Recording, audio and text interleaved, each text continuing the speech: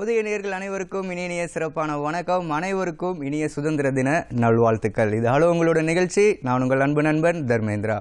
நம்ம சுதந்திர தினத்தை இப்போ நாடு முழுவதும் ரொம்பவே சிறப்பாக கொண்டாடிட்டு இருக்கோம். 73வது சுதந்திர தினமாக இன்று, அதாவது 1947 ஆரம்பித்து கிட்டத்தட்ட 73 ஆண்டுகள் வரைக்கும் இந்த சுதந்திர காற்றை நம்ம நிம்மதியாக இப்போ சுவாசித்து கொண்டு இருக்கோம். அப்படின்னா அதுக்கு ஒரு முக்கியமான ஒரு காரணம் யாருன்னு பார்த்தீங்கன்னா, நம்ம சுதந்திரத்தை பாதுகாத்து கொண்டு இருக்கும் நமது இந்திய இராணுவத்துறை தான். முக்கியமாக அவங்களுக்கு நமது நன்றியையும் வாழ்த்துக்களையும் சொல்லிட்டு நம்ம நிகழ்ச்சியை சூப்பராக ஆரம்பிச்சிடலாம். ஒவ்வொரு வாரமும் வியாழக்கிழமைகளில் பார்த்தீங்கன்னா நம்ம இராணுவத்துறையை பற்றி பல தகவல்கள் நம்ம இன்ட்ரெஸ்டிங்காக பார்த்துட்டு வரோம்.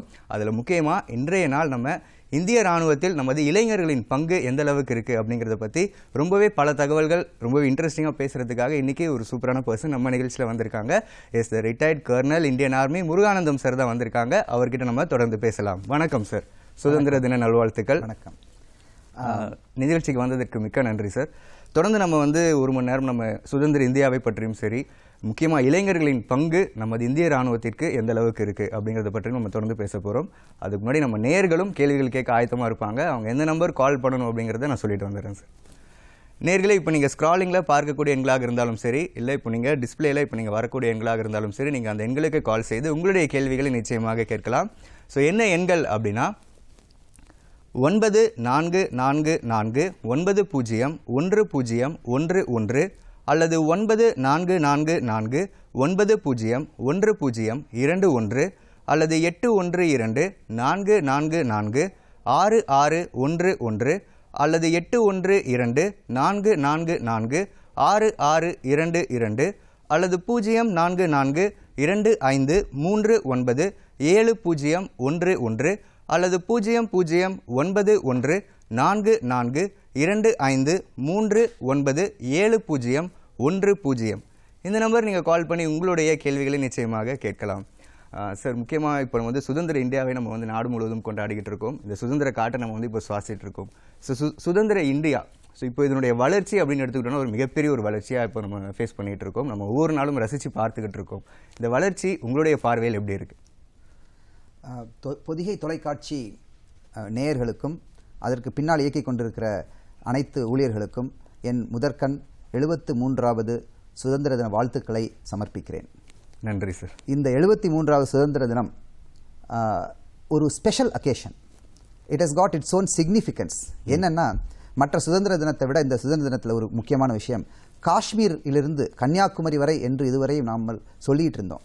ஆனால் இப்போ காஷ்மீரிலிருந்து கன்னியாகுமரி வரை அப்படிங்கிற மீனிங் இந்த சுதந்திர தினத்துக்கு கிடைச்சிருக்குது. 73வது சுதந்திர தினம் தான் நாம் ஒவ்வொரு இந்தியனும், காஷ்மீரிலிருந்து கன்னியாகுமரி வரை உள்ள இந்தியனும் உண்மையான சுதந்திரத்தை அனுபவித்ததற்கான பரிணாம வளர்ச்சியில் நாம் இருந்திருக்கிறோம். ஓகே, ஒன்று. இரண்டாவது, நீங்கள் சொன்ன மாதிரி 1947 நம்ம சுதந்திரம் வாங்கின டயத்தில் இந்தியா ரொம்ப ஒரு பட்டிங் நேஷன், புதிய நேசன்ட் ஒரு கண்ட்ரி. அதாவது சின்ன சமஸ்தானங்கள்லாம் ஒன்று கூடி பிரிட்டிஷ் ஏகாதிபத்தியத்திலிருந்து நம்ம அவங்களுடைய டிஃபிகல்ட் சுச்சுவேஷன்ஸில் நம்ம சுதந்திரத்தை வாங்கினோம். ஆனால் அப்போ இருந்த சூழ்நிலை நம்ம அரௌண்ட் 30-35 கோடி மக்கள் தான் இருந்தாங்க. இன்று 130 கோடி மக்கள் இருக்கிறாங்க. இந்த 130 கோடி மக்கள் ஒரு பெரிய asset. It's a huge human resource. And அப்போ இருந்த டெக்னாலஜிக்கல் த்ரெஷ்ஹோல்ட் ரொம்ப லோவாக இருந்தது. இப்போ அப்படி கிடையாது. நம்ம ஒரு leading information technology nation, leading science and technology, ஒரு ஸ்பேஸில் ஒரு பெரிய பவராக இருக்கிறோம். இந்த மாதிரிலாம் பார்க்கும்போது நம்ம கடந்து வந்த பாதை மிகச்சிறந்த, மிக உரிய, மிக அதிக ப்ராக்ரஸோடு வந்த பாதை. நிச்சயமாக. ஆகவே நம்ம பெருமைப்பட்டுக்கணும் நம்ம கடந்து வந்த பாதையை. இப்போதைக்கு நம்ம என்ன செய்யணும்னா, பெருமையில் மட்டும் வாழாமல் நம்ம இன்னும் மிக அதிகமாக என்ன செய்யணும், எப்படி நம்ம மற்ற உலக நாடுகள், வல்லரசு நாடுகளாக நம்ம ஆகணும் அப்படிங்கிறத நம்ம தெரிஞ்சு அதுக்கு இந்த மாதிரி மூவ் பண்ணணும். கண்டிப்பாக சார். ஸோ அதாவது டெக்னாலஜியோட ஃபேவர் முன்னாடி இல்லை, பட் ஆனால் இப்போ இந்த தொழில்நுட்பம் நம்மளுடைய வளர்ச்சிக்கு ரொம்ப ஒரு முன்னேற்றமான ஒரு விஷயமாகவே இருக்குது. ஸோ நம்ம இந்தியன் ஆர்மியில் நான் ஜாயின் பண்ண போகிறேன் அப்படின்னு நினைக்கும் போதே எல்லாருக்குமே ஒரு மிகப்பெரிய ஒரு ப்ரைடு உண்டு, ஒரு விஷயம் இருக்கும், ஒரு ஹாப்பினஸ் இருக்கும். அதற்கான தேடலும் அதற்கான முயற்சியும் அவங்க சின்ன வயசுலேருந்து ஆரம்பிச்சிருப்பாங்க. ஸோ அப்படி உங்களுக்கு இந்த பயணம் எங்கே ஸ்டார்ட் ஆச்சு சார்? என்னை பொறுத்தவரையிலும் இந்தியன் ஆர்மியை பற்றி எனக்கு எங்கள் குடும்பத்தில் யாருக்குமே தெரியாது. ஓகே. ஆனால் ஃபார்ச்சுனேட்லி என்னுடைய ஒரு தெரிந்த ஒரு ஆசிரியர் சைனிக் பள்ளியில் ஆசிரியர் இருந்தார். அவர் நீ ஒரு அப்ளிகேஷன் போட்டு வைப்பா அப்படி ஜஸ்ட் ஒரு it's chance happening that's all. அப்படி போட்டு அங்கேருந்து நம்ம வந்து அப்படியே படிப்படியாக சைனிக் பள்ளியில் எனக்கு ஒரு தெளிவு கிடைத்து 11வது NDA நேஷனல் டிஃபென்ஸ் அகாடமியை கிளியர் பண்ணி அப்படியே அங்கேருந்து இந்தியன் ஆர்மியில் ஒரு அதிகாரியாக சேர்ந்து பணியாற வாய்ப்பு. 21 வருடங்கள் அதிகாரியாக பணியாற்றி நான் ஒரு ரிட்டையர் ஆகி இப்போ வந்து சிவிலில் I am also helping people to find ways and means for getting into Indian Army. Super sir. So இப்போ வந்து ஒரு உலகம் அப்படின்னு நம்ம இப்போ இருக்கிற காலகட்டத்தில் எடுத்துகிட்டோம் அப்படின்னா அது ஒரு மெட்டீரியலைஸ்ட் லைஃப் அப்படின்னு சொல்லலாம். ஸோ எல்லாருமே அந்த பணம் அப்படிங்கிற ஒரு விஷயத்துக்காக ஓடிக்கிட்டே இருக்காங்க. அதுதான் தேவை அப்படிங்கிற ஒரு விஷயம் எடுத்துக்கிட்டு இருக்காங்க. ஸோ இன்றைய இளைஞர்களுக்கு இது நீங்கள் எப்படி சொல்ல விரும்புகிறீங்க? முக்கியமாக ஒரு ஆர்மி லைஃப் அப்படிங்கிறது கண்டிப்பாக டிஃப்ரெண்ட்டான ஒரு லைஃப். இந்த மெட்டீரியலைஸ்ட் லைஃப்பில் கண்டிப்பாக வராது. முக்கியமாக இந்த ஆர்மி லைஃப்க்கும் அண்ட் இப்போ நம்ம நார்மலாக ஃபேஸ் பண்ணிகிட்டு இருக்கிற இந்த மெட்டீரியலைஸ்ட் லைஃப்க்கும் இருக்கக்கூடிய டிஃப்ரென்ஸ் என்ன சார்? ஆர்மி லைஃப்பில் மெட்டீரியலிசம் இல்லைன்னு சொல்ல முடியாது. தேவைகளை பூர்த்தி செய்யுது, ஆனால் ஆசைகளை பூர்த்தி செய்யாது. சிவில் லைஃப்பில் வந்து நம்ம ஆசையை வச்சுக்கிட்டு தேவையை கூட விட்டுறோம், ஆனால் ஆசைக்காக ஓடிட்டு இருக்கிறோம். நல்ல தேவை, நல்ல காற்று சுவாசிக்க, நல்ல தண்ணி குடிக்க, நல்ல சாப்பாடு, போஷாக்கான சாப்பாடு. ஆனால் நம்ம வந்து அதை விட்டுட்டு நம்ம ஒரு சோஷியல் ஸ்டேட்டஸ், சோஷியல் கிரேவிங் சொல்லுவாங்க. அவன் பக்கத்து வீட்டில் கார் வச்சிருக்கான்னு நம்மளும் கார் வாங்கணும், நம்ம ஒழுங்காக இருக்கிறோமோ இல்லையோ அது வேறு விஷயம். அந்த மாதிரி அது வந்து ஆர்மியில் வந்து அதை நாங்கள் என்கரேஜ் பண்ணுறதில்ல. ஆர்மி வந்து ஒரு டிசிப்ளின் லைஃப். அந்த டிசிப்ளின் லைஃப்பில் வந்து சில மிகச்சிறந்த அனுகூலங்கள் இருக்குது. அந்த அனுகூலங்களால் ஆர்மியில் வந்து நீங்கள் எப்போவுமே ரொம்ப கேர்ஃபுல்லாக லைஃப்பை அழகாக ஓட்டி சிறப்பாக திருப்தியாக ஓட்ட முடியும். Okay sir.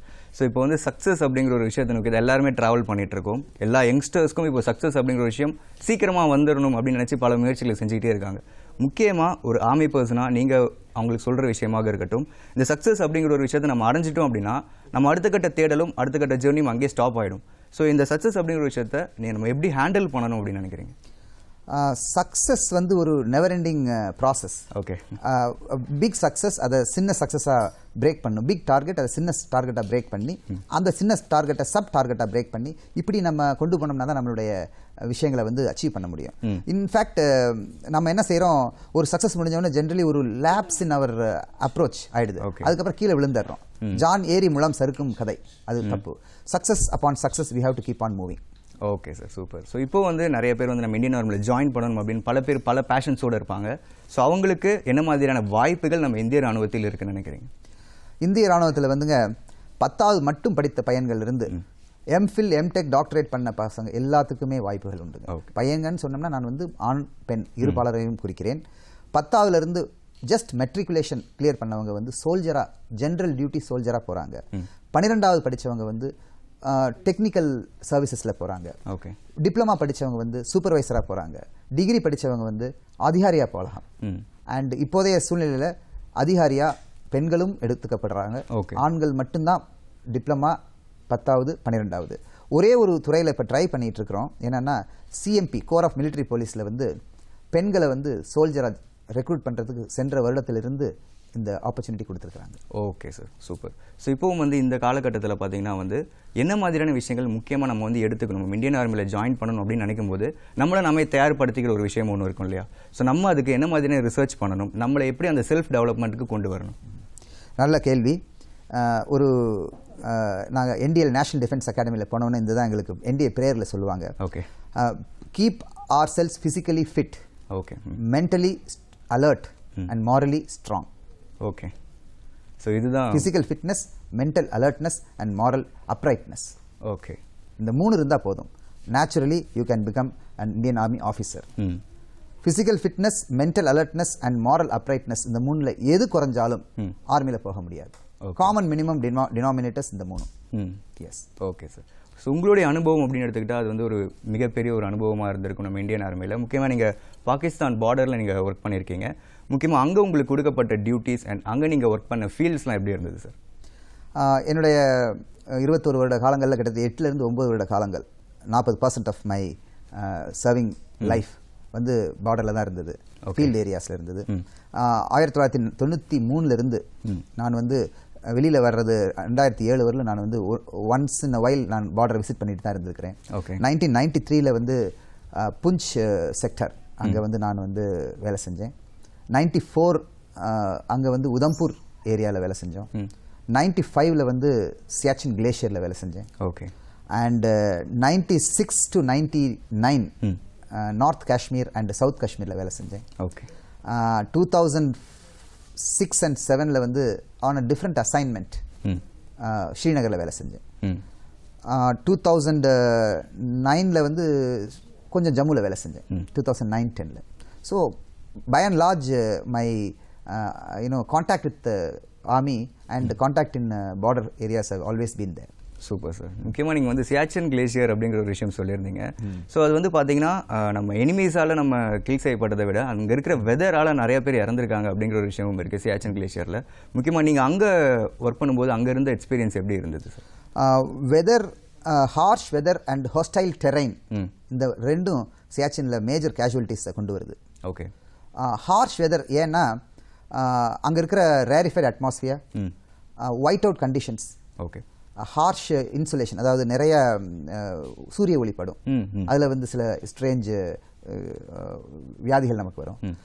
அட்மாஸ்பியரில் வந்து ஆக்சிஜன் கம்மியாக இருக்கிறதுனால நம்மளுடைய பிளட் கண்டென்ட், நம்மளுடைய வியாதிகள் வேறு மாதிரி ஆகும். எவாக்குவேஷன், அதாவது டெரைன், ஹாஸ்டைல் டெரைன், அதாவது ரொம்ப ரொம்ப தள்ளி இருக்கும் உன்னுடைய your road head will be very far away. Road ஹெட்னா எங்கே ரோடு, அதாவது vehicles availability. Your air head will be far away. எவாக்குவேஷன்லாம் நிறைய டயத்தில் ஏர் மூலமாக தான் எவாக்குவேட் பண்ணணும். Air movement is depend on your climate, weather conditions. After 12 o'clock generally weather pack up ஆகிடும். ஸோ இந்த மாதிரிலாம் சுச்சுவேஷன்ஸ் இருக்கும்போது நம்ம வந்து என்னென்னா அங்கே நம்மளை அதான் செல்ஃப் டிசிப்ளினோட கேர்ஃபுல்லாக சொன்ன வேலைகள் ட்ரைனிங் எப்படி கொடுத்துருக்காங்களோ அந்த மாதிரி நம்ம நம்ம நம்ம தன்னைத்தானே தயார்படுத்திக்கிட்டோம்னா எந்த பிரச்சனையும் கிடையாது. Okay sir. ஸோ இந்தியா வந்து சியாச்சின் கிளேசியரை கேப்சர் பண்ண மூமெண்ட் வந்து ரொம்ப ரொம்ப ப்ரைடான ஒரு மூமெண்ட் அப்படின்னு சொல்லலாம். ஸோ அந்த ஒரு ப்ராசஸ் எப்படி சார் நடந்தது? அது ஒரு சான்ஸ் என்கவுண்டர் தான். Actually Pakistan large areas of Saltoro ranges, okay, beyond Ladakh, அது வந்து அன்மேப்ட். மக்மோகன் வந்து அந்த காலத்தில் survey of India Britishers map பண்ணுறது நிறைய இடங்கள் எக்ஸ்ட்ரீம் நார்த் ஜோனில் விட்டுட்டாங்க. ஓகே. ஏன்னா அங்கே வந்து யாரும், அதாவது survey is a function of your utility, மக்கள் இல்லாட்டி அங்கே எதுக்கு சர்வே பண்ணுறாங்க அந்த மாதிரி. So it was unmapped and sparsely populated. So actually government of இந்தியாவுக்கோ கவர்மெண்ட் ஆஃப் பாகிஸ்தானுக்கோ எதுவுமே தெரியல அங்கே. ஓகே. ஆனால் the tourist of foreign countries and Japanese tourist கொஞ்சம் அங்கே இன்ட்ரெஸ்ட் காட்டினாங்க. ஏன்னா வர்ஜின் மவுண்டன்ஸ், அங்கே இருக்கிற மலைப்பாங்கான பிரதேசத்தில் வந்து சுற்றுலா ஆக்டிவிட்டிஸ், அட்வென்ச்சர் டூரிசம்.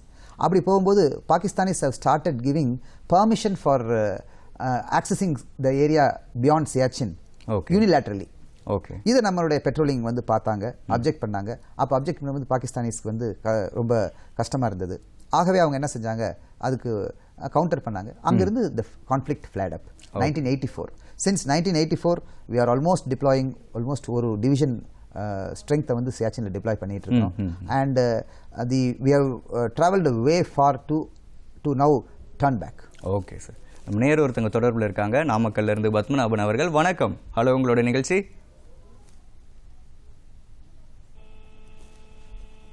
வணக்கம், லைன்ல இருக்கீங்க, சொல்லுங்க. வணக்கம் சார். நாமக்கல் மாவட்டம் மோகனூர்ல இருந்து எம்என்சி பத்மநாபன் பேசுறேன் சார். சொல்லுங்க சார், உங்களுடைய கேள்விகளை கேட்கலாம். அனைவருக்கும் இனிய சுதந்திர தின நல்வாழ்த்துக்கள் சார். நன்றி சார். உங்களுக்கும் சுதந்திர தின நல்வாழ்த்துக்கள். உங்களுடைய கேள்விகளை கேட்கலாம் சார். சார், இப்ப நம்ம இந்திய ராணுவத்தை பொறுத்த அளவுக்கு வரலாற்றில் சில புகழ்மிக்க அத்தியாயங்களை படித்தது உண்மை. அவை கால வெள்ளத்தில் கண்ணுக்கு தெரியாமல் மறைந்து விடக்கூடாது. வாழும் வளரும் சமுதாயத்திற்கு வந்த வழி தெரிந்தால்தான் செல்லும் வழியில் செல்லை சேர்க்க முடியும். இன்னைக்கு இந்திய ராணுவத்தில் என்னென்ன போஸ்டிங் ஏற்பட்டிருக்கு, இளைஞர்களுக்கு என்னென்ன வாய்ப்பு கொடுக்கலாங்கிறது அந்தந்த மாவட்ட ஆட்சித்தலைவர்கள் மூலமாக ஒவ்வொரு திங்கட்கிழமையும் ஒரு கையேடு கொடுத்தாங்கன்னா இங்க இருக்கக்கூடிய மாவட்ட ஆட்சித்தலைவர்கள் மூலமா செயல்படுத்தினால்தான் கிராமப்புறத்தில் உள்ள இளைஞர்கள் உடனடியாக ராணுவத்தில் சேருவதற்கு வாய்ப்பு இருக்கும். நெட் சென்டர்ல போட்டு நம்ம அதை பார்க்கணும்னா அந்த அளவுக்கு இன்னமும் நிறைய பேருக்கு தெரியாம இருக்குது. அதனால மாவட்ட ஆட்சித்தலைவர் ஒவ்வொரு மாவட்ட திங்கட்கிழமையில இந்த இந்திய ராணுவத்தில் என்னென்ன வாய்ப்புகள் இருக்குதுங்கிறது ஒரு பிரதி கையேடோ அல்லது ஒரு சீல் கூட்டமோ நடத்தினால் எங்கள் நாமக்கல் மாவட்ட இளைஞர்கள் நிறைய பேர் ஆண்கள் மற்றும் பெண்கள் ராணுவத்தை சேர தயாராக இருக்கிறார்கள். அதற்கு அரசு முயற்சி எடுக்க வேண்டும் என்பது எனது வேண்டுகோள் சார். நன்றி, வணக்கம். கண்டிப்பா சார், நல்ல ஒரு பதிவு நீங்க பண்ணியிருக்கீங்க. ஸோ அதுக்கான பதில் சார் இப்போ சொல்லுவாரு. நன்றி திரு பத்மநாபன் அவர்களே. மோகனூர் பரிச்சயமான ஊர் எனக்கு. அண்ட் இப்போ வந்து நீங்கள் சொன்ன point one of the very good point. In fact existing systems எல்லாம் இருக்குதுங்க இதில். என்னென்னா ஒவ்வொரு டிஸ்ட்ரிக்ட்லேயும் ஒரு district ex-servicemen welfare office DESW district ex-servicemen welfare office இருக்குது. அது வந்து அதனுடைய அந்த ஆஃபீஸருடைய ஹானரரி ஹெட் வந்து டிஸ்ட்ரிக்ட் கலெக்டர் தான். இது வந்து நீங்கள் சொல்கிறது 100க்கு 100 சாத்தியப்படக்கூடிய ஒரு விஷயந்தான். ஒவ்வொரு டிஸ்ட்ரிக்ட்லேயும் எடுத்துக்கிட்டோம்னா ஒரு ரிட்டையர்டு ஆஃபீஸர் சோல்ஜர் போர்டுன்னு ஒன்று இடம் இருக்கும். அங்கே வந்து ஒரு அடிஷ்னல் டைரக்டர் ADன்னு சொல்லுவாங்க, அசிஸ்டன்ட் டைரக்டர் சோல்ஜர் போர்டு இருக்கிறாங்க. அவங்களுடைய கலெக்டருடைய மேற்பார்வையில் தான் அவங்க வேலை செய்கிறாங்க. இது வந்து ஒரு சாதாரண கோரிக்கை. இந்த கோரிக்கையை வந்து ரொம்ப ரொம்ப சிம்பிளாக இதை செஞ்சிடலாம். And I am sure that once you take up this initiative it will reach the rural population about the awareness of the armed forces. Yes, okay sir, நல்ல ஒரு கேள்வி, அதுக்கு நல்ல ஒரு விளக்கமும் கொடுத்துருந்தீங்க சார். ஸோ இப்போ மாஸ்டர்ஸ் டிகிரி அப்படின்னு எடுத்துக்கிட்டோம் அப்படின்னா வந்து நம்ம சோல்ஜராக இருக்கும்போது, நம்ம இந்தியன் ஆர்மியில் ஒர்க் பண்ணிட்டு இருக்கும்போது நம்ம மாஸ்டர்ஸ் டிகிரிஸ் நிறைய பண்ணுறதுக்கான வாய்ப்புகள் இருக்குது. ஸோ அதில் முக்கியமாக என்ன மாதிரியான மாஸ்டர்ஸ் டிகிரிஸ் பண்ணலாம்னு நினைக்கிறீங்க சார்? நீங்கள் ஆர்மியில் உள்ளுக்கு இறங்கி once entered into armed forces lot of opportunities இருக்கும். அங்கே self development is a continuous process in army. Okay, இந்திய இராணுவத்தில் ஆர்மியாக இருக்கட்டும், தரைப்படை, விமானப்படை, கப்பல் படை, எதுலேயுமே self improvement is a continuous process. உங்களுக்கு வந்து at various stages armed forces என்ன செய்கிறாங்க, அவங்களுடைய ரிக்வயர்டு எக்ஸாமினேஷன்ஸ் வைக்கிறாங்க. அந்த எக்ஸாமினேஷனுக்கு ஈக்குவலண்ட் டிகிரி இருக்குது. இப்போ எடுத்துக்காட்டா army class 1 education certificate ACE army education certificate ஒன்று இருக்குது. அது இட் இஸ் ஈக்குவலண்ட் டு ஒரு டிப்ளமா. செகண்ட் லெவலில் வந்து it is equivalent to BA degree இந்த மாதிரி. அண்ட் அவங்க வெளியே வரும்போது அந்த டிகிரி டிப்ளமாவெல்லாம் வெளியில் வந்து ரெகக்னைஸ் யூனிவர்சிட்டியில் செல்லும். ஆகவே இட்ஸ் அ கண்டினியூஸ் ப்ராசஸ். இப்போ என்னுடைய கேஸ் எடுத்துக்கிட்டிங்கன்னா, நான் வந்து ஆர்மியில் சேரும்போது சாதாரண BSc mathematics, simple BSc mathematics from Jawaharlal Nehru university. ஆனால் அதுக்கப்புறம் I did MSc in Defense and Weapons Technology and again MSc in Defense and Strategic Studies, again MPhil in National Security and Strategic Studies. இந்த 3 நான் பண்ணியிருக்கிறேன். Super. இது எல்லாமே army கொடுத்த ஒரு ஆப்பர்ச்சுனிட்டியில் தான் பண்ணது. ஓகே. ஸோ அதனால் வந்து எண்ணிலடங்காத வாய்ப்புகள் இருக்குங்க சார். நீங்கள் வந்து ஆர்மியில் ஒன்ஸ் சேர்ந்துட்டிங்கன்னா ஒன்லி டிஃபிகல்ட்டி என்னென்னா how to motivate the people to join army. Second, even after motivated people, how to equip them to join army. இந்த 2 தான். தமிழ்நாட்டை பொறுத்தவரையிலும் ஒன்று மோட்டிவேஷன் இல்லை. நிறைய பேர்த்துக்கு ஆர்மியில் ஜாயின் பண்ணுங்கிற ஒரு மோட்டிவேஷன் ஹையாக கிடையாது. அதாவது வைக்கிறாங்க அதனுடைய டார்கெட்டை, பட் இது இல்லாட்டி இது, இது இல்லாட்டி இது, அது மாதிரி டபுள் ட்ரிபிள் ஃபோக்கஸாக இருக்குது. At the same time some people around 20 to 30% people மோட்டிவேட்டடாக இருந்தாங்கன்னா அவங்க வந்து ஃபோக்கஸ்டாக எக்யூப் பண்ணிக்க மாட்டேங்கிறாங்க. ஏன்னா army standards can never be reduced. நீங்கள் வந்து SSBலெல்லாம் 300 பேர் இப்போ போகிறாங்க. 300 பீப்புளில் சர்வீசஸ் செலெக்ஷன் போர்டில் ஃபர்ஸ்ட் லெவல் டெஸ்ட் ஸ்க்ரீனிங்லேயே ஒரு 240 பீப்புள் 250 பீப்புள் எடுத்துருவாங்க. ஓகே, ரிஜெக்ட் பண்ணிடுவாங்க. ஏன்னா they don't find themselves capable of handling the further assignments. Okay, மீதி இருக்கிற 40-50ல் சில காலகட்டங்களில் ஒருத்தர் கூட செலக்ட் பண்ண மாட்டாங்க. எந்த கட்டாயமும் கிடையாது செலெக்ஷன் ஆஃபீஸர்ஸ்க்கு. இந்த மாதிரி இவங்களை எத்தனை பேர் செலக்ட் பண்ணுங்கிறது. If they meet the expectations, if they meet the target requirement, qualitative requirement, then they will be selected. நிச்சயமா சார், நம்ம செலெக்ஷன் ப்ராசஸ் பற்றி தொடர்ந்து பேசுவோம். சேலம்ல இருந்து சுதாகர் அவர்கள் லைனில் இருக்காங்க. வணக்கம் சார். வணக்கம் சார். வணக்கம் சார், உங்கள் கேள்விகளை கேட்கலாம். சார் வணக்கம், நான் சேலத்திலிருந்து சுதாகர் பேசுகிறேன். இப்போ பிரதமர் நரேந்திர மோடி வந்துட்டு அறிவிச்சிருக்காரு இல்லையா, 3 இதுக்கும் ஒரே தளபதியாக இருக்க போகிறாங்க அப்படின்னு சொல்லிட்டு, அதை எப்படி பார்க்குறீங்க சார்? அதனால இந்திய ராணுவத்தில் என்னென்ன மாற்றங்கள் ஏற்படும்? நிச்சயமா சார். சேலத்திலிருந்து சுதாகர், வெரி நைஸ். நீங்கள் வந்து ஒரு பண்டோராஸ் பாக்ஸை நீங்கள் ஓப்பன் பண்ணி விட்டீங்க. பண்டோராஸ் பாக்ஸ்னால் ஒரு தேன் கூட்டில் வந்து குச்சியை விட்டு லேசாக டச் பண்ணிட்டீங்க. இப்போ தேன் கூடு வந்து கொட்டுறதுக்கு ரெடியாக இருக்குது. Anyway, very good, nice question. Very thought process வந்து இப்போ நடந்துகிட்டு இருந்தது.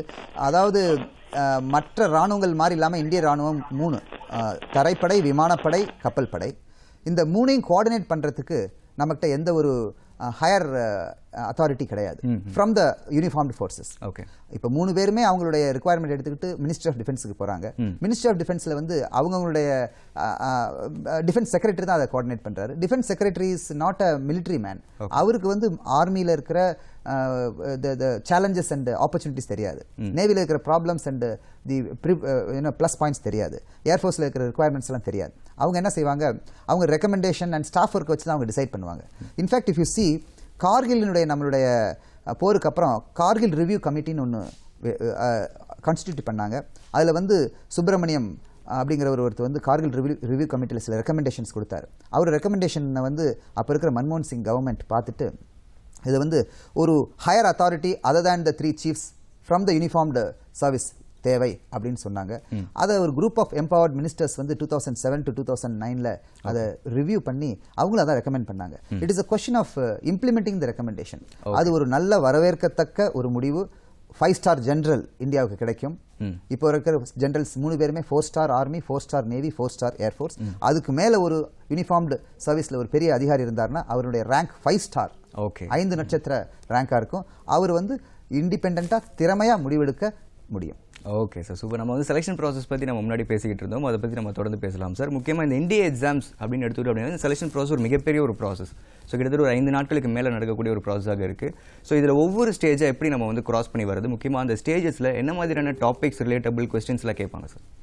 என்டிஏ எக்ஸாமில் ஐ திங்க் ஒரு நேர் கால் பண்ணுறாரா பார்ப்போமே. நேர் இல்லை சார். ஓகே, இல்லை சார். ஓகே. என்டிஏ எக்ஸாமில் SSB services selection board, services selection board அதை கிராஸ் பண்ணாமல் நம்ம வந்து அதிகாரி ஆகவே முடியாது. ஓகே. எந்த லைன்ல இருந்து வந்தாலும், டெக்னிக்கலாக இருந்தாலும், நான் டெக்னிக்கலாக இருந்தாலும், ஷார்ட் சர்வீஸாக இருந்தாலும், பெர்மனன்ட் கமிஷனாக இருந்தாலும், சர்வீசஸ் செலெக்ஷன் போர்டு எக்ஸாமை அதாவது அந்த இன்டர்வியூ கிராஸ் பண்ணாமல் அதிகாரி ஆக முடியாது. That is a base common minimum requirement for becoming an officer. Okay. அங்கே வந்து உன்னுடைய உடல், உள்ளம், மனம் 3ஐயும் எக்ஸாமின் பண்ணுறாங்க. ஓகே. அந்த எக்ஸாமினேஷனில் வந்து அவங்க மினிமம் பாஸ் பண்ணலன்னு வச்சுக்கோங்க, அவங்கள வந்து அதிகாரி ஆக்க மாட்டாங்க.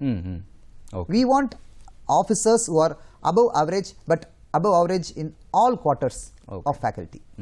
Okay sir. ஒன்றில் மட்டும் நல்லா படிக்கிற பையன் அவனால் ஓட முடியலன்னா தேவையில்லை. அவன் ஓகே, நான் படிக்கவும் செய்யணும், 70-80% வாங்கணும், ஓடவும் செய்யணும், அதே மாதிரி நல்ல மனசும் இருக்கணும் அவனுக்கு. இந்த 3 இருந்தால் தான் அவனால் முடியும். நிச்சயமா சார். ஸோ எல்லாருமே வந்து ஒவ்வொரு ஸ்டேஜஸ் தாண்டி வரும்போது கடைசியாக அந்த ஃபிட்னஸ் லெவல் அப்படிங்கிற ஒரு விஷயத்தில் பாதி பேர் ஸ்டெப் பேக் ஆகிடுறாங்க. ஸோ முக்கியமாக இந்த ஃபிட்னஸ் லெவலை அவங்க வந்து டே டு டே லைஃப்பில் இன்னும் சாத்தியமாக மாற்றுறதுக்கு என்ன மாதிரியான வழிமுறைகள் செய்யலாம்னு நினைக்கிறேன்? Routine and routine. ஓகே. ஒரு ஸ்டூடெண்ட் வந்து ரொட்டீனை ரொம்ப முக்கியமாக பார்க்கணும். The student who gets into a good positive daily routine will achieve whatever he wants. எந்த காரியத்தையும் அவனால் சாதிக்க முடியும் அவன் ரொட்டீன் கரெக்டாக இருந்தாங்க. காலையில் எழுந்திருக்கிறது, போஷாக்கான சாப்பாடு சாப்பிட்றது, தூய்மையான என்விரான்மெண்ட்டில் இருக்கிறது, நல்ல நினைவுகளை வந்து மனசில் வச்சுக்கிறது, not to get carried away by hearsay, அங்கேருந்து அவன் சொல்கிறான் இங்கேருந்து அவன் சொல்கிறான், அந்த மாதிரி ஃப்ரெண்ட்ஷிப்பை லிமிட்டோடு வச்சுக்கிறது. Yes, friendship is important, but அது ஒரு அளவோடு வச்சுக்கணும். தனக்கு மிஞ்சி தான் தான தர்மங்கிற ஒரு மனசில் வந்து மைண்டில் வந்தால் தான் அந்த பையன் வந்து என்ன செய்ய முடியும் அவனால். நான் நினைக்கிறேன் தமிழக ஸ்டூடெண்ட்ஸ்கிட்ட நான் நிறைய ஸ்டூடெண்ட்ஸ் இன்ட்ராக்ட் பண்ணுறேன். அவங்க வந்து ஃப்ரெண்ட்ஷிப்பை வந்து ஆன் அ சாக்ரிஃபைஸல் பிளாட்ஃபார்ம் பார்க்குறாங்க. Okay. Which is not correct. அதாவது you also flourish, let your friend also flourish. Okay. Don't get hurt and become dejected when your friend gets hurt. You have to save yourself to help your friend. இது ரொம்ப முக்கியமான விஷயம். நிச்சயமா இது ரொம்ப ரொம்ப முக்கியம். தமிழக இளைஞர்களுக்கு இது சொல்ல வேண்டிய கடமைப்பட்டிருக்கிறேன். அதாவது you flourish, you let your friend also flourish. Don't become dejected just because he is not flourishing. Okay sir. You understood? Yes sir. Sacrificial பிளாட்ஃபார்ம்ல இருந்து அப்ரோச்ல இருந்து ஃப்ரெண்ட்ஷிப்பை பார்க்கக்கூடாது. ஃப்ரெண்ட்ஷிப்பை வந்து ஒரு வெற்றியினுடைய படிக்கட்டாக பார்க்கணும். டேய், நீயும் படுறா, நானும் படிக்கிறேன், நீ ஐஏஎஸ் படி, நான் ஐபிஎஸ் படிக்கிறேன், 2 பேரும் வருவோம், 2 பேரும் போவோம், குஜராத்தில் போவோம், நீ குஜராத்தில் வா, நான் மத்திய பிரதேஷில் வருவேன், அப்படி வந்து அடிப்போம். நம்ம அந்த மாதிரி கொண்டு வரணும். நாட் தட் அரே நீ வந்து உன்னால் ஒன்றும் செய்ய முடியலையா, அவங்க அப்பா அம்மா உங்களை டிஸ்டர்ப் பண்ணுறாங்க, நம்ம இந்த பக்கம் வாடா அப்படின்னு அந்த மாதிரி சொல்லணும். That's not correct. நிச்சயமா இந்த நட்பு அப்படிங்கிற ஒரு விஷயத்தை நம்ம வெற்றியின் படிக்கட்டாக தான் பார்க்கணும் அப்படிங்கிற நல்ல ஒரு விஷயத்தை சொல்லியிருக்கீங்க சார். முக்கியமாக நம்ம இந்தியன் ஆர்மி அப்படின்னு எடுத்துக்கிட்டாவே பல விதமான ரெஜிமெண்ட்ஸ் இருக்குது. ஸோ ரெஜிமெண்ட்ஸ் ஆஃப் ஆர்ட்டிலரியிலேருந்து ஆரம்பித்து பல விதமான ரெஜிமெண்ட்ஸ் இருக்குது. ஸோ அந்த ரெஜிமெண்ட்ஸுடைய செயல்பாடுகள் எந்த அளவில் இருக்கும் சார்? எல்லா ரெஜிமெண்ட்டோட செயல்பாடும் வெற்றியை நோக்கி தான் போயிட்டு இருக்கும். In fact just like parts of our human body, கண் இல்லாமல் செய்ய முடியுமா எதுவும், காது இல்லாமல் எதுவும் செய்ய முடியுமா, வாய் இல்லாமல் எதுவும் செய்ய முடியுமா, கை இல்லாமல் எதுவும் செய்ய முடியுமா, அதே மாதிரி அனைத்து ரெஜிமெண்ட், அனைத்து படை துறைகளும் வெற்றிங்கிற ஒரு காமன் பைண்டிங் ஃபோர்ஸில் தான் மூவ் பண்ணும். அண்ட் ஒரு ரெஜிமெண்ட்டும் அதனுடைய contribution maybe larger or smaller, but அது வந்து வெற்றிக்கு கான்ட்ரிபியூட் பண்ணுது. ஓகே. பெரும்பான்மையான இந்தியன் ஆர்மியில் இருக்கிற ஸ்ட்ரென்த் வந்து இன்ஃபென்ட்ரிங்கிற காலாட்படை, அதுக்கப்புறம் ரெஜிமெண்ட் ஆஃப் ஆர்ட்லரி இருக்குது, ஆர்ட்லரி, அதுக்கப்புறம் ஆர்மர்ட் கோர், அதுக்கப்புறம் technical services, engineers, signals, electrical mechanical engineers, அதுக்கப்புறம் சப்போர்ட் சர்வீசஸ் ஆஃப் லாஜிஸ்டிக்ஸ், அதாவது ஆர்மி சர்வீசஸ் கோர், அதாவது சாப்பாடு, ஃபியூவல், லூப்ரிகன்ட்ஸ் அண்ட் ஹைஜீன் கெமிக்கல்லாம் சப்ளை பண்ணுறது. அதுக்கப்புறம் ஆர்மி ஆர்டினன்ஸ் கோர். ஓகே. இது இல்லாமல் உளவுத்துறை, மிலிட்ரி இன்டெலிஜென்ஸ் சர்வீஸ். அது இல்லாமல் படிக்கிறதுக்கு மக்கள், அதாவது சோல்ஜர்ஸ் வர்றாங்க, எல்லாரையும் கிராஜுவேட்லாம் இல்லை, அவங்களுடைய செல்ஃப் டெவலப்மெண்ட்டுக்கு நான் சொன்னேன் இல்லைங்களா, அதுக்கு வந்து ஆர்மி எஜுகேஷன் கோர். ஓகே. அது இல்லாமல் உடம்பு சரியில்லாமல் போனால் அதை பார்த்துக்கிறதுக்கு மெடிக்கல் மருத்துவ உதவிக்கு ஆர்மி மெடிக்கல் கோர், ஏஎம்சி. அவங்களுக்கு சப்போர்ட் பண்ணுறதுக்கு மிலிட்ரி நர்சிங் சர்வீஸ். இந்த என்டையர் செட்டப்பை வந்து பாதுகாக்கிறதுக்கு, அதாவது வெளி பிரச்சனைகளிலிருந்து பாதுகாக்கிறதுக்கு கோர் ஆஃப் மிலிட்ரி போலீஸ். இந்த மாதிரி அனைத்து வித, அது ஒரு ஓஷன். அந்த ஓஷனில் போய் சேர்ந்துட்டோம்னா நம்ம நீந்தி போயிடலாம் மேலே. நிச்சயமா சார். ஓகே, நம்ம நேரு ஒருத்தங்க தொடர்பில் இருக்காங்க, தொடர்ந்து பேசலாம் சார். வணக்கம். ஹலோ, உங்களோட நிகழ்ச்சி. வணக்கம். ஹலோ, உங்களோட நிகழ்ச்சி. உங்க பேர் சொல்லுங்க, எங்க இருந்து கால் பண்ணிருக்கீங்க? ஹலோ, வணக்கம் சார், சொல்லுங்க சார். வணக்கம், நான் ஜெயச்சந்திரன், வழக்கறிஞர், சென்னையில இருந்து பேசுறேனா. சொல்லுங்க சார். முதல்ல வந்து வணக்கம். முருகானந்த் சார் வந்து தமிழன்றதுல நான் வந்து மிகவும் பெருமைப்படுறேன். அதே மாதிரி இந்த இந்த துறையில வந்து எல்லாமே இருக்காங்க. ஹலோ, சொல்லுங்க சார், லைன்ல தான் இருக்கு. இது இப்போ என்சிசில இருக்காங்க இல்லையா, அவங்களுக்கு வந்து சரியான மோட்டிவேஷன் இல்ல, தெரியாதனால நான் வந்து இப்போ எனக்கு 60 வயசு ஆகுது. நான் என்சிசில வந்து சீனியர் அண்டர் ஆபீஸரா இருந்தேன். பி சர்டிபிகேட், சி சர்டிபிகேட் எல்லாம் வாங்கியிருக்கேன். ஆர்டிசி பரேட் அட்டெண்ட் பண்ணிருக்கேன். ஆனா எனக்கு இந்த வாய்ப்பு கிடைக்காம போனதுக்கு காரணம் வந்து அந்த சூழ்நிலை எனக்கு வந்து சரியான இது இல்லாம போயிடுச்சு, ஒரு வழிகாட்டுதல் இல்லாம போயிடுச்சு. வழிகாட்டுதல். ஆமா, ஐயா மாதிரி ஆளுங்கெல்லாம் வந்து இந்த என்சிசில நான் என்னுடைய பீரியட்ல நான் வந்து ஓன் த பேனர் ஜனவரி 26ல வந்து பேனர் வின் பண்ணோம் தமிழ்நாட்டின் பாண்டிச்சேரி கண்டிஷன்ல. ஓகே. பட் அந்த வழிகாட்டு இல்லாம போனதுனால இன்னைக்கு நான் வந்து ஆர்மியில சேரலையேன்னு ஒரு ஏக்கத்துல இருக்கேன். ஆமா. ஓகே சார், நிச்சயமா சார் சொல்லுவார் சார் அதை பத்தி. வழக்குரைஞர் அவர்களே, உங்களுடைய ஆதங்கம் எனக்கு புரியுது. பேசிக்கலி நீங்கள் இருந்த டயத்திலிருந்து இன்னைக்கு ஒன்றும் மாற்றங்கள் கிடையாது. இன்னும் சொல்ல போனோம்னா அனைத்து துறைகள்லையும் தமிழக என்சிசி குரூப் இன்னைக்கும் ஆடி பரேடில் எல்லா விஷயத்திலையும் சாம்பியன்ஷிப்பாக தான் இருக்குது. ஆனால் ஓவரால் பேனர் வாங்க முடியாத ஒரே காரணம், என்சிசியிலிருந்து C certificate and B certificate holders நம்ம ஸ்டேட்டில் எவ்வளவு போகிறாங்களோ அதை விட மிக அதிக அளவு மற்ற ஸ்டேட்ஸ் போகிறதுனால மற்ற ஸ்டேட்ஸ்க்கு தான் பேனர் வருது. இதிலிருந்து இந்த ஷார்ட் கமிங் வந்து இன்றைக்கும் இருக்குது. இது ஒரு வருந்தத்தக்க விஷயம். இந்த வருந்தத்தக்க விஷயத்தை பற்றி நான் வந்து என்சிசி டைரக்டரேட்லேயும் அவங்க சொல்லி நான் இதை ஏற்பாடு பண்ணுறேன். இதை ஃபோக்கஸாக பார்க்கணும். என்சிசி ஸ்டூடெண்ட்ஸை வந்து கவனமாக நம்ம என்ன செய்யணும், மோட்டிவேட் பண்ணி அவங்கள கைட் பண்ணி எப்படியாவது இன்னும் சொல்ல போனோம்னா சென்ற வருடம் நம்ம வந்து எல்லா துறையில் இருக்கிற போட்டியிலையும் நம்ம குழந்தைகள், என்சிசியில் இருந்த குழந்தைகள் ஜெயிச்சும் நம்ம வந்து செகண்ட் வரதுக்கு main reason number of officers நம்ம என்சிசி ஃபீட் பண்ண முடியல. ஆஃபீஸர்ஸை ஃபீட் பண்ணோம்னா அவங்களுக்கு வந்து ஒரு எக்ஸ்ட்ரா பாயிண்ட் கிடைக்கும். அந்த பாயிண்ட் நமக்கு இல்லாதனால நம்ம செகண்டாக வந்துட்டோம். நம்மளை விட அனைத்து துறைகள்லையும் மந்தமாக இருந்த NCC groups from other states have come first because they were able to feed in more officers in the armed forces. Okay. So officer feeding தமிழ்நாட்டில் இல்லாத ஒரே காரணத்தினால நமக்கு நிறைய பிரதிகூலங்கள் இருக்கின்றன. இதை நிவர்த்தி பண்றதுக்கு வழக்குரைஞர் அவர்களே உங்களுடைய விஷயத்தை எடுத்து நான் வந்து தக்க மேல் அதிகாரிகிட்ட பேசி இதுக்கு ஏற்பாடு பண்ணுவோம் நாங்கள். ஓகே சார், அழைத்ததுக்கு நன்றி. ஸோ நிச்சயமாக என்சிசி அப்படிங்கிறது நம்ம இந்தியன் ஆர்மியில் ஜாயின் பண்ணுறதுக்கு ஒரு மிகப்பெரிய ஒரு நல்ல ஒரு பிளாட்ஃபார்மாகவே இருக்குது. ஸோ அது வந்து நம்ம ஃபிட்னஸ் லெவலையும் நம்ம இம்ப்ரூவ் பண்ணுறதுக்கு ஒரு நல்ல ஒரு ஆப்ஷன் அப்படின்னே சொல்லலாம். ஸோ முக்கியமாக நம்ம இந்தியன் ஆர்மியில் ஜாயின் பண்ணுறதுக்கு இந்த என்சிசி எந்த அளவுக்கு பெனிஃபிஷியலாக இருக்குது, எந்த அளவுக்கு சப்போர்ட் கொடுக்குதுன்னு நினைக்கிறீங்க? NCC develops lot of self discipline, okay, unity, ஏக்தா और அனுசாசன். இந்த ரெண்டும் தான் என்சிசியினுடைய மோட்டோ. யூனிட்டி அண்ட் டிசிப்ளின், ஒற்றுமையும் டிசிப்ளின் ஒழுக்கம். இந்த ரெண்டும் ஆர்மிக்கு என்ட்ரி ஆகிறதுக்கு மிக பேசிக் ஸ்டெப்பிங் ஸ்டோன். இந்த ரெண்டு இல்லாட்டி ஆர்மியில் வரவே முடியாது. ஸோ இந்த விஷயத்தை என்சிசி டேக் கேர் பண்ணிக்குது. இந்த ரெண்டையும் நம்ம கரெக்ட் பண்ணிட்டோம்னா further all test is a matter of practice and preparation. Okay sir. So நீங்கள் வந்து டிஃபென்ஸ் அண்ட் ஸ்ட்ராட்டஜிக் ஸ்டடீஸ் பற்றி சொல்லிட்டு இருந்தீங்க. ஸோ அது நீங்களும் வந்து உங்களுடைய ஃபீல்டில் படிச்சிருக்கீங்க. ஸோ இந்த டிஃபென்ஸ் அண்ட் ஸ்ட்ராட்டஜிக் ஸ்டடீஸ், இந்த பாதுகாப்பியல் அப்படிங்கிற ஒரு துறை நம்மளுடைய இந்திய ராணுவத்துறைக்கு எந்தெந்த அளவில் உதவியாக இருக்குன்னு நினைக்கிறீங்க sir? Defence and strategic studies வந்து ஆன ஸ்ட்ராட்டஜிக் பிளாட்ஃபார்ம் தான் போயிட்டு இருக்குது. இந்திய ராணுவம் வந்து டாக்டிக்கல் அண்ட் ஆப்ரேஷனல் பிளாட்ஃபார்மில் வேலை செய்யுது. இங்கே நம்ம குழந்தைகள் டிஃபென்ஸ் அண்ட் ஸ்ட்ராட்டஜிக் ஸ்டடீஸ் பண்ணி இந்திய ராணுவத்துக்கு கான்ட்ரிபியூட் பண்ண முடியுமானா அது ஒரு பெரிய கேள்விக்குறி. அவங்க வந்து இந்திய ராணுவத்துக்கு தேவையான விஷயங்களை அதனுடைய QR குவாலிட்டேட்டிவ் ரிக்குவயர்மெண்ட்ஸை பார்த்து அவங்க அதை டெவலப் பண்ணால் அவங்க போய் கான்ட்ரிபியூட் பண்ண முடியும். டிஃபென்ஸ் அண்ட் ஸ்ட்ராட்டஜிக் ஸ்டடீஸ் எங்கன்னா policy making level, think tank level, அந்த மாதிரி லெவலில் டிஃபென்ஸ் அண்ட் ஸ்ட்ராட்டஜிக் ஸ்டடீஸ், இந்த international relations, all those things come in to play. ஆனால் நம்ம BA டிஃபென்ஸ் அண்ட் ஸ்ட்ராட்டஜிக் ஸ்டடீஸை பண்ணிட்டு நான் வந்து இந்திய ஆர்மிக்கோ நேவிக்கோ ஏர்ஃபோர்ஸ்க்கோ கான்ட்ரிபியூட் பண்ணுவேங்கிறது ஒன்றுமே கிடையாது.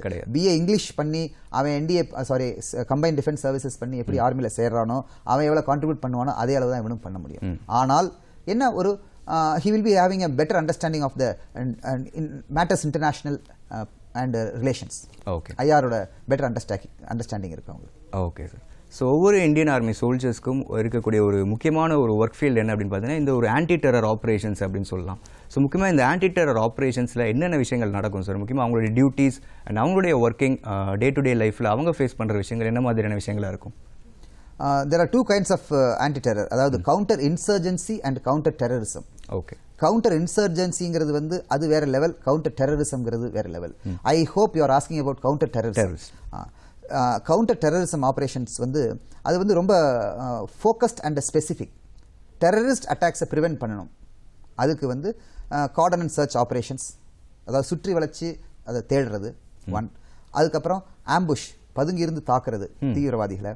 அதுக்கப்புறம் patrolling, domination, area domination petrols, இந்த மாதிரி விஷயங்களை நம்ம அண்டர்டேக் பண்ணுறோம். காஷ்மீர்லேயும் சரி, அஸ்ஸாம் நார்த் ஈஸ்ட்லேயும் சரி. ஓகே. இந்த மாதிரி விஷயங்கள் வந்து ஜென்ரலி போலீஸ் அண்டு பாராமிலிட்டரி ஃபோர்ஸஸினுடைய ஸ்கோப்லேருந்து பியாண்டாக இருக்கிறதுனால ஆர்மி டிப்ளாய் பண்ணுறாங்க. Okay sir. நேரு ஒருத்தங்க தொடர்பில் இருக்காங்க, கோயம்புத்தூரிலிருந்து மோகன் ராம் அவர்கள். வணக்கம். ஹலோ, உங்களோட நிகழ்ச்சி. வணக்கம், லைனில் இருக்கீங்க. உங்கள் டிவி வால்யூம் கம்மி பண்ணிவிடுங்க. வணக்கம் சார். சொல்லுங்க சார். சார், இப்ப பெண் குழந்தைகளை எப்படி வந்து இந்தியன் ஆர்மியில சேர்த்துறது? இப்ப வந்து சில பள்ளிகள்ல வந்து பாத்தீங்கன்னா NCCயே இல்லாம இருக்கு. அப்படிங்கும்போது எப்படி பெண் குழந்தைகள் வந்து தனியா வந்து NCC கோர்ஸ்ல வந்து எப்படி ஜாயின் பண்ண வைக்கிறது? Okay sir. இந்த ரெண்டுக்கும் விளக்கம் வேணும். கண்டிப்பா சார். NCC இருக்கிற பள்ளிகள் என்ன, what is the reason, like எந்த காரணத்தில்? பல காரணங்களால் NCC இல்லாமல் இருக்கும். ஒன்று, பள்ளிகள் வந்து கேட்காம இருக்கும் NCC வேணும்னு சொல்லி. ஓகே. அல்லது நிறைய பள்ளிகள் கேட்டால் ஒரு சில டிஸ்ட்ரிக்ட்ஸில் வந்து NCCயினுடைய அவைலபிலிட்டி இல்லாமல் இருக்கும். அதனால் எனிவே NCCயோ NCC இல்லையோ, நேர் அவர்களுக்கு நான் சொல்ல விரும்புவது என்னவென்றால், உங்களுடைய குழந்தையை, பெண் குழந்தையை நல்லபடியாக ஒரு பேசிக் கிராஜுவேஷனுக்கு நீங்கள் ரெடி பண்ணணும். அப்படி ரெடி பண்ணும்போது, காலேஜில் படிக்கும்போது அவங்களுடைய உடல் அளவில் அவங்கள வந்து உடல் திறமைகளை வளர்த்துக்கிற மாதிரியும், அண்ட் மைண்டை வந்து அலர்ட்டாக வச்சு காம்படிட்டிவ் எக்ஸாம்ஸ்க்கு உள்ள அந்த test of reasoning, logical test, இந்த மாதிரி விஷயங்களை நீங்கள் வந்து அட்டெம்ட் பண்ணி, and also capability to speak in English, capability to converse comfortably, அதாவது மனசில் பட்ட விஷயங்களை வெளியே சொல்கிற அளவுக்கு அவங்களுடைய பேச்சுத்திறனை வளர்த்து, இந்த மாதிரி விஷயங்களை வந்து கான்சன்ட்ரேட் பண்ணி காலேஜ் டயத்தில் இருந்தோம்னா, at the end of the college combined defence services எக்ஸாம்னு ஒன்று இருக்குது. அது வந்து நான் டெக்னிக்கல் கிராஜுவேட்ஸ்க்கு, டெக்னிக்கல் கிராஜுவேட்ஸ்க்கு வந்து TES, டெக்னிக்கல் என்ட்ரி ஸ்கீம்னு இருக்குது. இந்த ரெண்டில் வந்து வெப்சைட்டை பார்த்தீங்கன்னா அதில் கால் ஃபார் பண்ணிட்டு இருப்பாங்க. அதை போனோம்னா and then they will be call for SSB interview and then they will be. Okay sir, fine sir. நன்றி, அழைத்ததற்கு நன்றி சார். சார், உங்களுக்கு நீங்கள் கேம்ப் ஸ்டேஸ் வந்து நிறையவே நீங்கள் பார்த்துருப்பீங்க. முக்கியமாக நீங்கள் வந்து சைனா பார்டரில் நீங்கள் வந்து உங்களுடைய ஃபீல்டு எக்ஸ்பீரியன்ஸ் ரொம்பவே அதிகமாக இருந்திருக்கும். ஸோ முக்கியமாக அங்கே நீங்கள் ஃபேஸ் பண்ண டிஃபிகல்ட்டிஸ்னு என்ன சொல்லுவீங்க sir? China border, yes, eastern Ladakh. I was commanding a regiment for about 14 months there in Eastern Ladakh. அது ஒரு பேரே வந்து துர்புக்கும்பாங்க அந்த இடத்துக்கு. ஓகே. அதாவது துர்புக்னா அந்த லடாக்கி மொழியில் வந்து கெட்ட காற்று.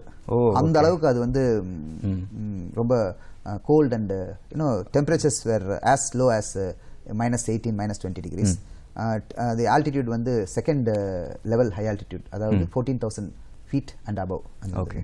அங்கே என்ன ப்ராப்ளம்னா, unlike Pakistan army, China army வந்து பொசிஷன் பண்ணி வைக்க மாட்டாங்க அந்த பக்கம். பார்டரில் வந்து பொசிஷன் பண்ணி வைக்க மாட்டாங்க. Once in a while they come, they do patrolling and they go back. அவங்க வந்து சென்ட்ரலைஸ்ட் டிப்ளாய்மெண்ட். பாகிஸ்தான் ஆர்மி வந்து பிக்கெட் டிப்ளாய்மெண்ட். பிக்கெட் டிப்ளாய்மெண்ட்னா ஒரு இடத்துலையும் நம்மளும் நிற்போம், அவனும் நிற்பான். அதாவது மல்லு கட்டிட்டு நிற்கிற மாதிரி. சைனீஸ் அப்படி கிடையாது. by and large the border is well defined and understanding is there. And we have once in a fortnight border personnel meeting அது கூட ஒன்று அட்டென்ட் பண்ணியிருக்கிறேன். பார்டர் பர்சனல் மீட்டிங்னா China officers, Indian officers, Chinese ஜேசியோஸ், some Indian ஜேசியோஸ் எல்லாம் வந்து ஒரு once in a fortnight meet பண்ணுவோம். அந்த ஃபோர்ட் நைட்ல இருந்த டிஃபரன்சஸ் எல்லாம் நாங்கள் என்ன செய்வோம், பீஸ்ஃபுல்லாக ரிசால்வ் பண்ணிக்குவோம். அப்படி ரிசால்வ் பண்ண முடியாத பட்சத்தில் தான் things flare up. But by and large Chinese border is generally not aggravated too much. Okay sir. So இப்போ இருக்கிற டெக்னாலஜி வேர்ல்டில் இந்த சோஷியல் மீடியா அப்படிங்கிறது ஒரு மிகப்பெரிய ஒரு பலமாகவே இருக்குது. முக்கியமாக வார் டைமில் the impact on social media அப்படிங்கிறது தட் இஸ் ட்ரெமெண்டஸ் ரிசல்ட் அப்படின்னே சொல்லலாம்.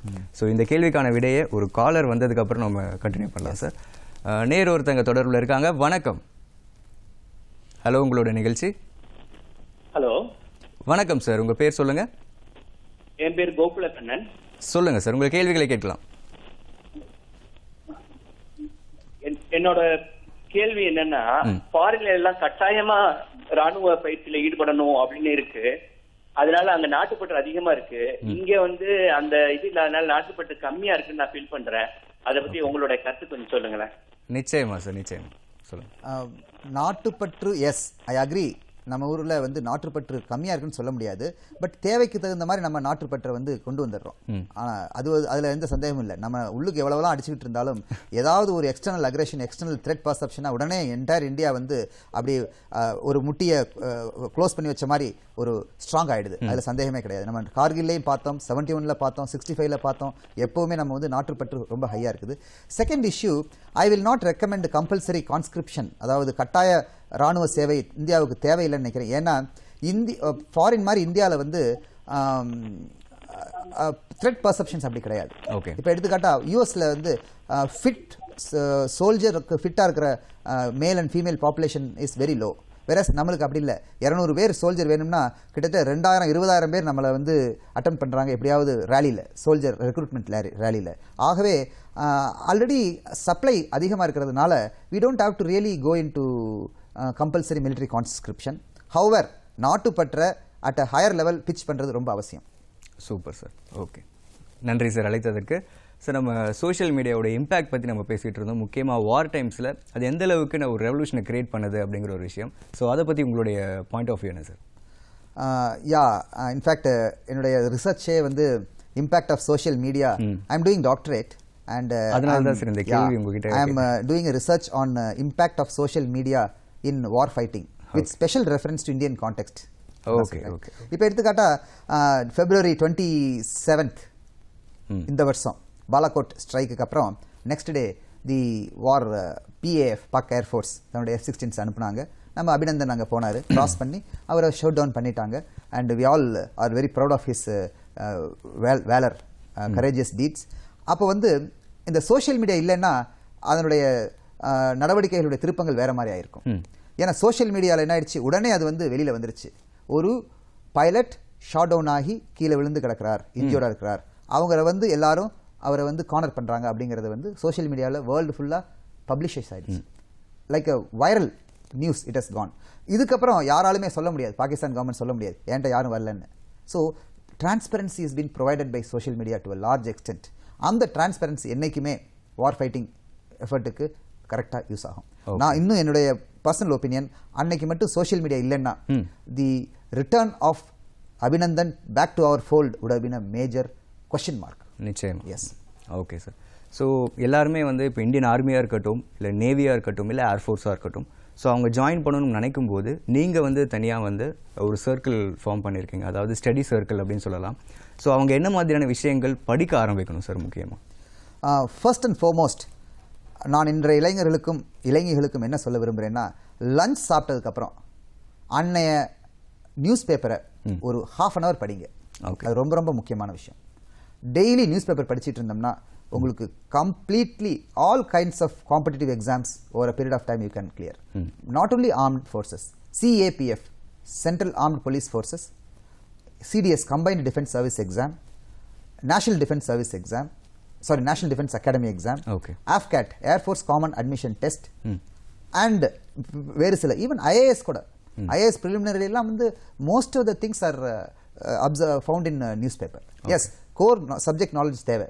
இன்ஃபேக்ட் எங்களுடைய ஸ்டடி சர்க்கிள் அதான் சொல்கிறோம், நீங்கள் வந்து கோர் சப்ஜெக்ட் நாலேஜை வந்து 6th இருந்து 12th இருக்கிற சிலபஸ் சிபிஎஸ்சி சிலபஸை தரவு பண்ணிட்டு டெய்லி நியூஸ் பேப்பர் படிங்க. Preliminary you will be 100% clearing. Okay. And as far as the armed forces exams, entrance exams are concerned, you can easily clear. கொஞ்சம் ஒரு 10 to 20 days focused training இருந்தால் போதும். But if you are not having an idea of newspaper, if you are not inculcating newspaper reading, you will be doomed, I am telling you.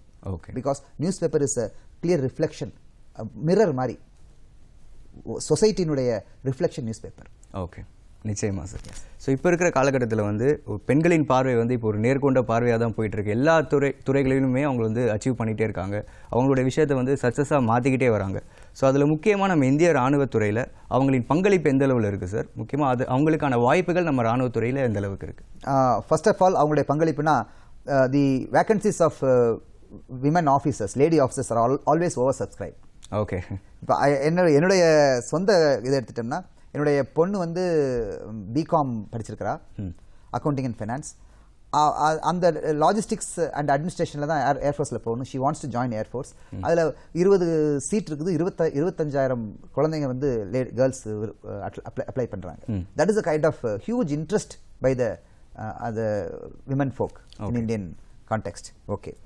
Once in to the armed forces, அவங்களுக்கு வந்து a very very conducive environment for flourishing and growing up is available.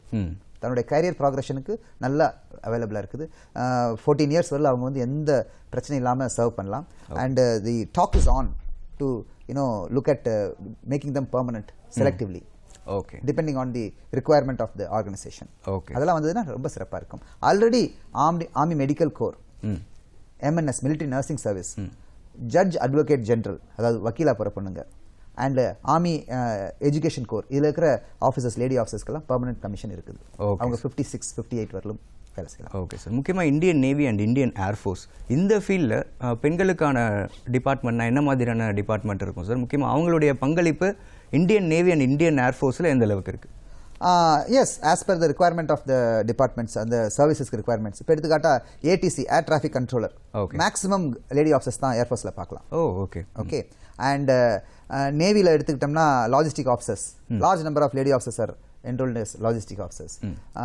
There are some large number of administrative officers, administrative branchல ஏர்ஃபோர்ஸில் இருக்கிறாங்க. ஆகவே அதில் வந்து எந்தவித குறைபாடுகளும் கிடையாது. and they are very happy to do their job.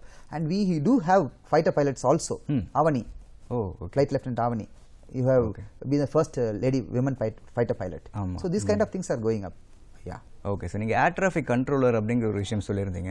முக்கியமாக அந்த ஒரு ஃபீல்ட் பற்றி நிறையா டாக்ஸ் இருந்துக்கிட்டே இருக்குது. ரொம்பவே வந்து ஒரு பிரமிக்க வைக்கிற ஒரு துறை அப்படின்னே சொல்லலாம். முக்கியமாக ஏர் ஃபீல்டில் நடக்கக்கூடிய அந்த ட்ராவலிங்கை வந்து நம்ம இங்கேருந்தே சிக்னல்ஸ் மூலிமா கணிக்கிற ஒரு விஷயமாக இருக்குது. ஸோ அதை பற்றி கொஞ்சம் சொல்லுங்கள் சார். முக்கியமாக அந்த ஒரு ஜாபோடைய எக்ஸ்பீரியன்ஸ் எப்படி இருக்கும் sir?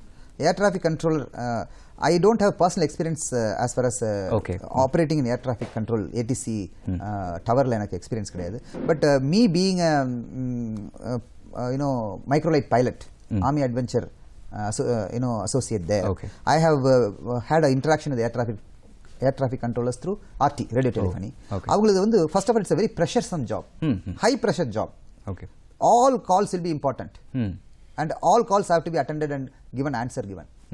It is best, I will advise the people who are working in air traffic control to follow the rules, standard operating procedures.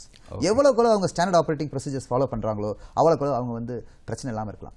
எவ்வளோக்குள்ள அவங்க டீவியேஷன் பண்ணுறாங்களோ அவ்வளோக்குள்ள அவங்க வந்து they are not only putting themselves into jeopardy, they are putting the flying people into a major risk. Okay sir. So Indian ஆர்மியில் join பண்ணுறவங்க அப்படின்னு எடுத்து பார்த்துக்கிட்டோம் அப்படின்னா வந்து நார்த் இந்தியன்ஸ் வந்து கொஞ்சம் அதிகமாக இருக்காங்க அப்படிங்கிற மாதிரியான விஷயங்கள் இருக்குது. முக்கியமாக தமிழ்நாட்டில் நம்ம இந்தியன் ஆர்மிக்கு எத்தனை பேர் வந்து வருடம் போய்கிட்டு இருக்காங்க? ஸோ அந்த எண்ணிக்கை அதிகரிச்சிட்டே இருக்கா? அப்படி இல்லை அப்படின்னா முக்கியமாக அதை அதிகரிக்கிறதுக்கு என்ன மாதிரியான விஷயங்கள் பண்ணலாம்? தமிழ்நாட்டில் வந்து பர்சனல் பிலோ ஆஃபீஸர் ரேங்கை பொறுத்தவரையிலும் தேவைக்கு அதிகமாகவே நம்ம வந்து நேஷனல் ஆவரேஜுக்கு மேலே நம்ம வந்து ஃபீட் பண்ணுறோம். Okay. But personnel above officer rank officers இன்டேக்கில் வந்து தமிழ்நாட்டில் வந்து அதை நான் சொன்ன மாதிரி அவங்களுடைய மோட்டிவேஷன் ஃபர்ஸ்ட் லெவல், அதுக்கப்புறம் அவேர்னஸ், அதுக்கப்புறம் கம்பீட்டன்ஸ், அதுக்கப்புறம் சக்ஸஸ். இதில் lot of gaps are there. Okay. நிச்சயமாக ஈடுபாடு அவங்க டெவலப் பண்ணிக்கிட்டே ஆகும். Okay. That's a basic reason why they are not able to. First and foremost, நம்ம Tamil Nadu students, I am running an organization called Star Officer Study Circle. I have so far put in 8 officers into the system. 8 officers have been put in by me last 2 years. Out of 8, there are only 2 officers from South India. Okay. Rest 6 are from North India. Okay. Because I am finding they are more expressive in nature. They are able to handle interviews and they are able to handle teamwork much better. Okay. Now, individually, our boys are very, very sharp. But when it comes as a teamwork, emotional intelligence, we are lacking. We need to really progress a lot on that. Okay sir, நிச்சயமாக unity strength அப்படின்னு சொல்லுவாங்க. முக்கியமாக நீங்கள் team work அப்படிங்கிற ஒரு விஷயமும் சொல்லியிருந்தீங்க. இந்த டீம் ஒர்க் அண்ட் இந்த லீடர்ஷிப் ஸ்கில் அப்படிங்கிறது முக்கியமாக ஒவ்வொரு ஆர்மி பர்சனுக்கும் இருக்கக்கூடிய த மோஸ்ட் இம்பார்ட்டன்ட் குவாலிட்டி அப்படின்னு சொல்லலாம். ஸோ இந்த leadership skill and the team work இது ரெண்டுத்தையும் எப்படி நீங்கள் பார்க்குறீங்க? முக்கியமாக அதை எப்படி டெவலப் பண்ணிக்கலாம்னு நினைக்கிறீங்க? The best place to develop leadership skill and teamwork is family. Okay. நம்ம அப்பா அம்மா தான் கரெக்டான ஃபேமிலி க்ரூமிங் இருந்ததுன்னா leadership skill and team work naturally வந்துடும். But in the absence of it also, we can read great leaders, அவங்களுடைய biographies and ஆட்டோபயோகிராஃபிஸை படிக்கலாம். Okay. அதை படித்தோம்னாவே நமக்குன்னு ஒரு நல்ல மோட்டிவேஷன் வரும். ஒன்று. Second, we can see good movies which display excellent leadership qualities. இப்போ எடுத்துக்காட்டா லாரன்ஸ் ஆஃப் அரேபியான்னு இருக்குது. Okay. It is one of the legendary movie which has displayed leadership quality of a junior leader. Lieutenant, ஒரு lieutenant அவருடைய ஸ்டேஜில் எப்படி ஒரு complete Bedouin groups எல்லாம் unite பண்ணி எப்படி ஒரு பெரிய பெரிய சாகசங்கள் செஞ்சாருங்கிறது அந்த long movie, 3+ hours. Okay. So அந்த மாதிரி நல்ல மூவிஸ்லாம் பார்க்கும்போது naturally the young mind will feel comfortable to get into that mould of leadership. Okay sir. So இந்த வார் ஃபீல்ட்ஸ் அண்ட் வார்ஃபேர்ஸ் அப்படிங்கும்போது அது காலத்துக்கு ஏற்ற மாதிரி அப்படியே மாறிக்கிட்டே தான் வருது. முக்கியமாக இந்த மாறுதலுக்கு டெக்னாலஜி ஒரு மிகப்பெரிய ஒரு இம்பார்ட்டண்ட்டான ஒரு விஷயமாகவே இருக்குது. ஸோ முக்கியமாக இந்தியன் ஆர்மியில் இந்த டெக்னாலஜி அப்படிங்கிற ஒரு விஷயம் எந்த அளவுக்கு நமக்கு சப்போர்ட்டாக இருக்குது அப்படின்னு நினைக்கிறீங்க? Indian Army is imbibed technology, மிகச்சிறந்த முறையில் டெக்னாலஜியை அப்சர்வ் பண்ணிக்கிச்சு. There is no doubt about that. Okay. But still there is lot of hope to further that. இன்னும் சிறப்பாக செய்கிறதுக்கு அதுக்கு ஸ்கோப் நிறைய இருக்குது. Okay. But what is lacking in our present context is we are considering technology not as a tool but as a master. அந்த மாதிரி இல்லை. Okay. நம்ம டெக்னாலஜி இஸ் அ டூல். கையில் மண் நோண்டிட்டு இருந்தோம், அதுக்கப்புறம் மண்வெட்டி வச்சு செஞ்சோம். What is the difference? மண்வெட்டியில் இன்னும் பெட்டராக ஈஸியாக செய்யலாம். அதுக்கப்புறம் we are using it tractor வச்சு பண்ணோம், அதுக்கப்புறம் இப்போ ஜேசிபி வச்சு பண்ணுறோம். Okay. So technology, but still the plan where to dig, how to dig, when to dig, இதெல்லாம் ஹியூமன் எலிமெண்ட் தான் பண்ணும். Correct mix of technology and human aspect is a very important thing for success of our military and nation. Okay sir. So கிட்டத்தட்ட இந்த military journey அப்படிங்கிறது உங்களுக்கு ஒரு மிகப்பெரிய ஒரு பலம் அண்ட் அதோடைய எக்ஸ்போஷர் உங்களோட லைஃப்பில் மிகப்பெரிய ஒரு இம்பாக்டை கிரியேட் பண்ணியிருக்கும். முக்கியமாக இப்போ நீங்கள் நினச்சி பார்க்கும்போது நீங்கள் ஒர்க் பண்ண ஃபீல்டில் உங்களுடைய ஒரு ப்ரௌடான மூமெண்ட்னா என்ன சொல்லுவீங்க சார்? ஸோ இந்த கேள்விக்கான விடையை நேர் தொடர்பில் இருக்காங்க, அது முடிச்சு நம்ம பேசலாம் சார். காலர் லைனில் இருக்காங்க. வணக்கம். ஹலோ, உங்களோட நிகழ்ச்சி. ஹலோ, வணக்கம். உங்கள் பேர் சொல்லுங்கள், எங்கேருந்து கால் பண்ணியிருக்கீங்க? சார் என் பேர் ஜெயசூர்யா எஸ். நான் கிருஷ்ணகிரி மாவட்டம் ஓசூர்லேருந்து கால் பண்ணியிருக்கேன். சொல்லுங்கள் சார், உங்கள் கேள்விகளை கேட்கலாம். சார் முதல்ல இனிய சுதந்திர தின நல்வாழ்த்துக்கள். நன்றி சார், உங்களுக்கும் சுதந்திர தின நல்வாழ்த்துக்கள். சார் என்னோட கேள்வி என்னன்னா, எங்க ஃபேமிலியில எல்லாருமே ஒரு ஆர்மி மேன்ஸ் தான் சார். ஓகே. நான் இப்போ பிஇ மெக்கானிக்கல் இன்ஜினியரிங் படிச்சிருக்கேன். சரி, இப்போ எனக்கு என்ன மாதிரி ஒரு ஸ்கோப் இருக்கும் அப்படின்ட்டு சார் கால் பண்ணேன் சார். கண்டிப்பாக சார். வயது ஐயா, உங்களுடைய வயது என்ன sir? What is your age? My age is 22 sir. Oh, very good. You have got lot of scope. BE mechanical engineering நீங்கள் 2 ஆப்ஷன் இருக்குது உங்களுக்கு ஆர்மியில் போகிறதுக்கு. First option, if you have got higher CGPA above 7.8 or 8, நீங்கள் technical entry ஸ்கீமுக்கு உள்ள ஒரு call for வரும்போது அப்ளை பண்ணீங்கன்னா directly you can be invited for SSB. Okay. அப்படி உங்களுடைய சிஜிபிஏ 7.8 or 9, 7.9க்கு மேலே இல்லைன்னா நீங்கள் மற்ற மக்கள் மாதிரி கம்பைன்ட் டிஃபென்ஸ் சர்வீசஸ் எக்ஸாம் எழுதலாம். கம்பைன்ட் டிஃபென்ஸ் சர்வீஸ் எக்ஸாம் எழுதி அதில் பாஸ் பண்ணீங்கன்னா then you will have opportunity to attend SSB, and once you clear the SSB you will be given a medical test and then you will be absorbed into army as an officer. Okay sir, நன்றி sir அழைத்ததற்கு.